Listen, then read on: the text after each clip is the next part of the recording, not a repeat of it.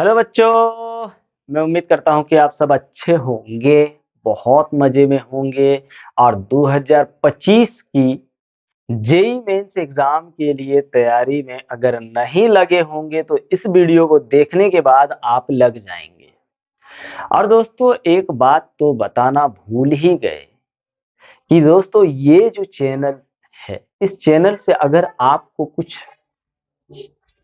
Profit मिल रहा है तो सब्सक्राइब जरूर कर लीजिए और जितना हिंदी मीडियम वाले दोस्त हैं उन सब को शेयर जरूर, क्योंकि यहाँ पे हिंदी मीडियम में अच्छे क्वालिटी का कंटेंट मिल रहा है, मिलेगा और मिलता रहेगा। इसलिए दोस्तों लग जाइए। 2025 के जेई मेंस का फिजिक्स का सिलेबस आज हम लोग कवर करने वाले हैं। तो आइए देखते हैं। टोटल फिजिक्स में 20 चैप्टर है 11th और 12th मिला करके। टोटल कितना है मेरे भाई? 11th 12th मिला करके टोटल 20 चैप्टर है। इसका मतलब ये है कि मात्र 20 चैप्टर, जबकि होना चाहिए 34 से 35 चैप्टर दोनों मिला करके। तो भाई और चैप्टर्स गया कहां?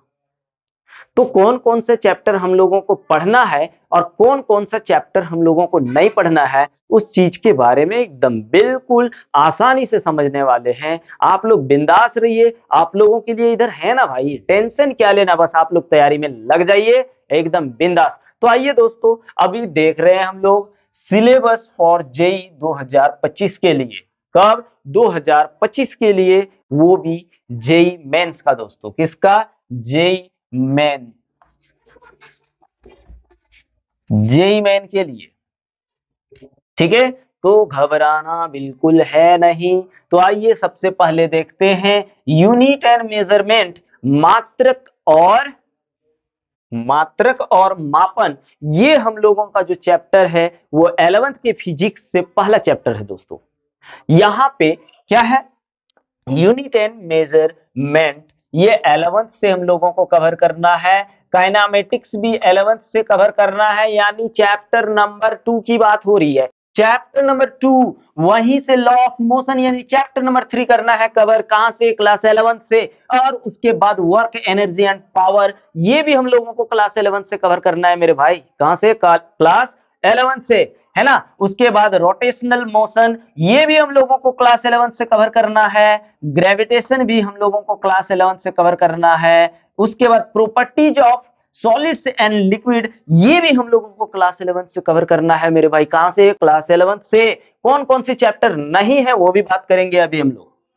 उसके बाद थर्मोडायनेमिक्स की बात करें तो थर्मोडायनेमिक्स भी हम लोगों को क्लास 11th से कवर करना है। कहां से? क्लास 11th से कवर करना है। उसके बाद काइनेटिक थ्योरी ऑफ गैसेज, ये भी हम लोगों को दोस्तों क्लास 11th से कवर करना है। कहां से? क्लास 11th से। उसके बाद ऑसिलेशन एंड वेव्स, ये भी हम लोगों को क्लास 11th से कवर करना है मेरे भाई। अब बात है यहां, चलिए आते हैं इधर, इधर आते हैं।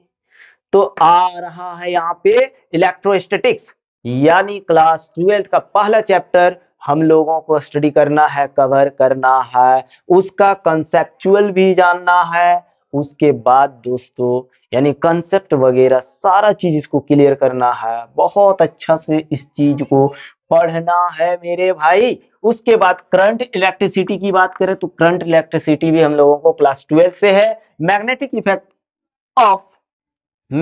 Effect of current and magnetism, ये भी क्लास 12 के मैग्नेटिज्म से है मेरे भाई। उसके बाद इलेक्ट्रोमैग्नेटिक इंडक्शन, ये जो है ना भैया, ये भी हम लोगों को क्लास 12 से। और अल्टरनेटिव करंट भी क्लास 12 से चैप्टर है, उसको हम लोग कवर करेंगे। उसके बाद इलेक्ट्रोमैग्नेटिक वेव्स भी हम लोगों को कवर करना है। ऑप्टिक्स, ऑप्टिक्स में आपका रे ऑप्टिक्स आता है और वेव ऑप्टिक्स, दोनों कवर करना है दोस्तों। उसके बाद आता है dual nature of matter and radiation, ये भी हम लोगों को देखना है। फिर एटम एंड न्यूक्लियाई, उसके बाद भैया आपका आ जा रहा है क्या?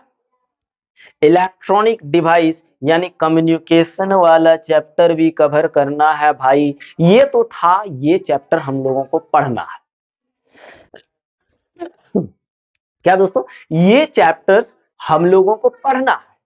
लेकिन अब बात करते हैं कौन से चैप्टर्स हम लोगों को नहीं पढ़ना है। तो आइए क्लास 11th में पहले देख लेते हैं कि कौन कौन से चैप्टर नहीं पढ़ना है।